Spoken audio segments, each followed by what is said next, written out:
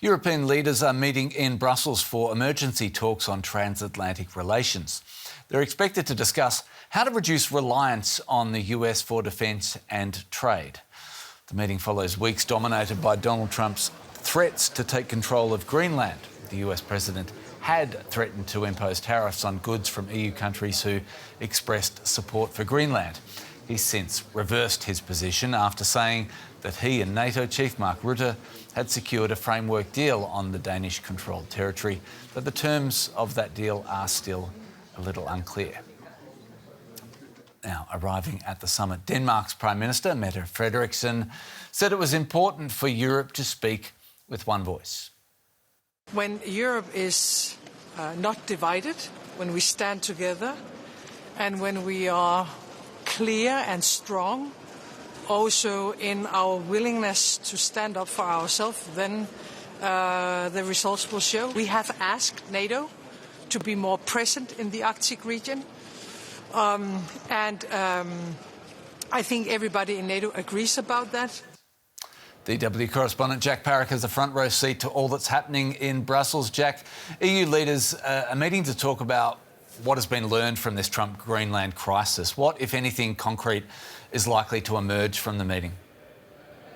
Yeah, well, it's a summit with greatly reduced jeopardy, frankly, after this sort of climb down by the US president on his claim to take over and buy or own Greenland. But it doesn't mean the EU leaders are not working hard to try and avert this going forward.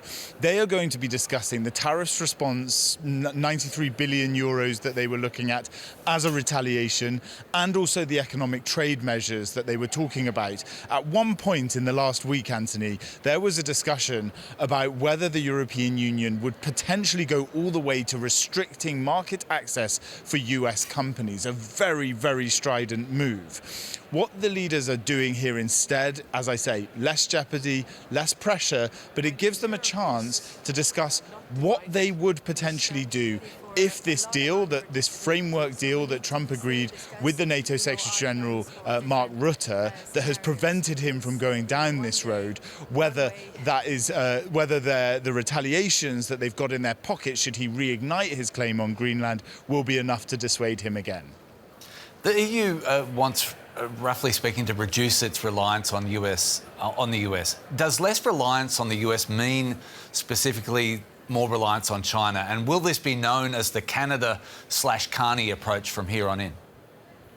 Yeah, really interesting point, Anthony. Good question. That excoriating speech by the Canadian Prime Minister talking about a rupture. This isn't a transition, he said. This is a rupture. That is ringing in the ears of the EU leaders. They're aware that their close allies, like the Canadians, are starting to see this Trump situation as something that cannot be just appeased and waited to get over.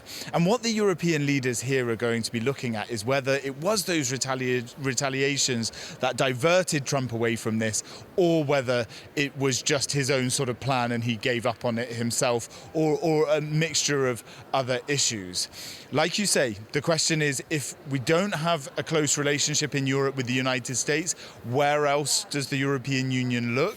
The position of the European Commission President, Ursula von der Leyen, she's extensively and always said, we're not decoupling from China, we're de-risking. That's what they try and do, reduce the dependence on the Chinese. But as those global sort of tectonic plates shift, that will be something that they'll have to look into. Does Trump know what he's doing when he makes these threats against Greenland, a very allied country through the NATO military alliance in Denmark?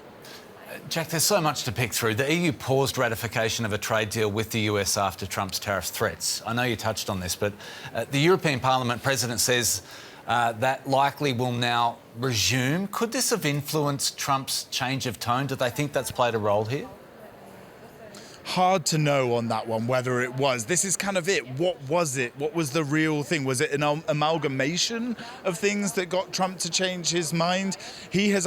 Trump is now leaving Europe. He's left on his plane, and on Air Force One he said that they're going to work collaboratively also through NATO to have discussions about the situation. When you talk about the EU-Mercosur, the Latin American trade deal between the Latin American countries and the European Union, frankly, this was a bit of a humiliation from the European Parliament to vote against it when all of the European Union's institutions have worked for decades to try and get this over the line. It looks like they will implement it provisionally, but more broadly, what the EU is trying to do in its trade deals with Mercosur, with Australia, with Canada, with Japan, is shore up its trading relationship in in